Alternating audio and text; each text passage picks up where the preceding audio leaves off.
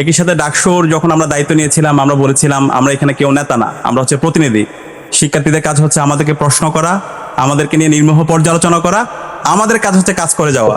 এবং আমরা সেই জায়গা থেকে আমরা প্রতিনিয়ত চেষ্টা করছি, কাজ করতে গিয়ে অনেক ভুল করছি, ভুল করলে আপনাদের কাছে ক্ষমা চেয়ে আমরা নিজেদেরকে সংশোধন করার চেষ্টা করছি। মানুষ হিসেবে ভুল হতেই পারে, আমরা আপনাদের পরিবারের অংশ।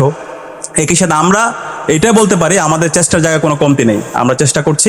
এবং ইনশাআল্লাহ আলহামদুলিল্লাহ গত 5 মাসে আমরা প্রত্যেকটা জায়গায় আমরা যতগুলো ইস্তেহার দিয়েছি আমরা সবাইকে সাথে নিয়ে প্রত্যেকটা প্রবলেম আমরা অ্যাড্রেস করার চেষ্টা করেছি। এবং ইতিমধ্যে আমাদের বিশ্ববিদ্যালয় থেকে আপনারা জানেন 2841 কোটি টাকার একটা অধিকতর উন্নয়ন প্রকল্প কাজ শুরু হয়েছে। এই প্রকল্পটা যদি বাস্তবায়ন হয় ইনশাআল্লাহ আপনাদের সাহায্য নিয়ে, তাহলে এই বিশ্ববিদ্যালয়ে আর কোনো আবাসন সংকট থাকবে না ইনশাআল্লাহ।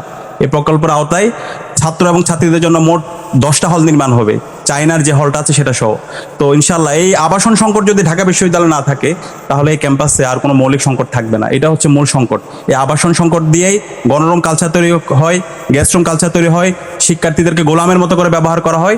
তো সেই আর ফেসিবাদী আমলের যে রাজনীতি, ছাত্র রাজনীতি, সেটা আমরা ফিরে যাওয়ার আর কখনো আমরা সুযোগ দিব না, সে পথকে আমরা চিরতর বন্ধ করে দেবো ইনশাআল্লাহ।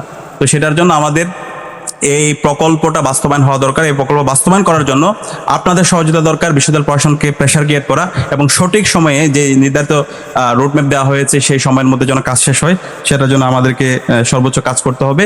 একই সাথে বিশ্ববিদ্যালয়ে আপনারা দেখতে পেয়েছেন সেন্ট্রাল মসজিদের এটা আমাদের জায়গা থেকে বিশ্ববিদ্যালয় প্রশাসনকে বলেছি প্রায় 65 বছর পরে এই মসজিদের সংস্কার কাজ হয়েছে। এবং এটার একটা পূর্ণাঙ্গ একটা কমপ্লেক্স হবে, যে কমপ্লেক্সের মধ্যে সকল ধরনের আধুনিক সেবা থাকবে এবং মেডিকেল সেন্টার, এর আগে অনেক ভাই এটা নিয়ে কাজ করেছে এবং সবার সার্বিক সহায়তার মাধ্যমে মেডিকেল সেন্টারের উন্নয়ন হয়েছে। এর বাইরে আমরা ইতিমধ্যে বলেছি আমরা প্রতিনিয়ত শিক্ষার্থীদের কাছে জবাবদিহি করতে চাই। সে জবাবদিহিতার অংশ হিসাবে আমরা ইতিমধ্যে 4 মাসে কি কাজ করেছি সেটার একটা স্মারক আমরা বের করেছি এবং আমরা প্রতি মাসেই আমাদের কাজের আপডেটগুলো নিয়ে শিক্ষার্থীদের মুখোমুখি হব, শিক্ষার্থীদের প্রতিটি হলে হলে যাব এবং শিক্ষার্থীদের কাছে জবাবদিহিতা করব। শিক্ষার্থীরা হচ্ছে আমাদের বৈধতা এবং শিক্ষার্থীদের যে আকাঙ্ক্ষা তাদের প্রত্যাশার আলোকে একটি আপনার স্বপ্নের ক্যাম্পাস বিনির্মাণ করবো ইনশাআল্লাহ। তো আমরা আশা করছি আমাদের এই ঢাকা বিশ্ববিদ্যালয়ে যে গণতান্ত্রিক যে পরিবেশ শুরু হয়েছে তৃণমূল পর্যায়ে সেই পরিবেশটা আমাদেরকে ছড়িয়ে দেওয়া দরকার। আমরা নির্বাচন পরবর্তী সারা দেশে বিভিন্ন ধরনের সহিংসতা দেখতে পাচ্ছি, তৃণমূল পর্যায়ে বিভিন্ন ধরনের সংঘাত হচ্ছে।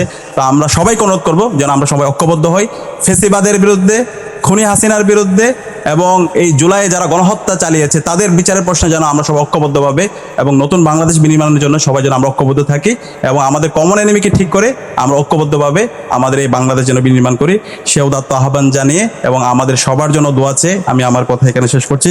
আসসালামু আলাইকুম রহমতুল্লাহ।